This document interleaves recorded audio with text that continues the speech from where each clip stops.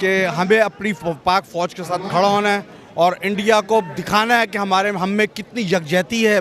पूरे पाकिस्तान, भले हमारे आपस के कोई भी सियासी इख्तलाफ किसी में, मगर यहाँ पे आके कोई किसी से कोई इख्तलाफ नहीं है। हम सब एक हैं, हम सब एक हैं और पाकिस्तान के लिए हमारी जान भी कुर्बान है। हम हर तरह से तैयार हैं।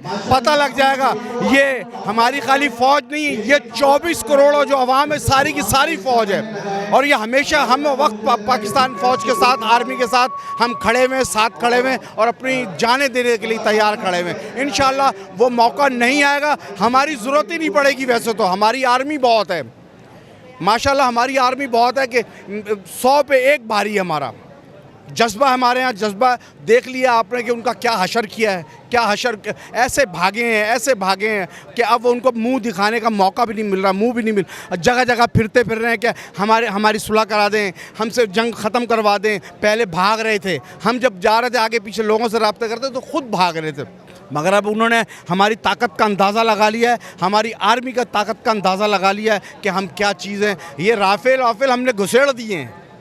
आपको पता, देख लिया आपने कि राफेल बड़ा 2019 के अंदर भी मोदी कह रहा था, मोदी क्या कहेंगे उसको, पूदी कहेंगे, वो क्या कह रहा था कि हमारे पास आज राफेल होते तो हम बहुत कुछ कर देते हैं, हम ये कर देते हैं, वो। आज राफेल है तो राफेल भी उनके ऐसी की तैसी हो गई, ऐसी की तैसी हो गई। हमारी आर्मी ने, हमारे पायलट हैं, दुनिया के नंबर 1 पायलट है हमारी आर्मी, जो दुनिया की नंबर 1 आर्मी है।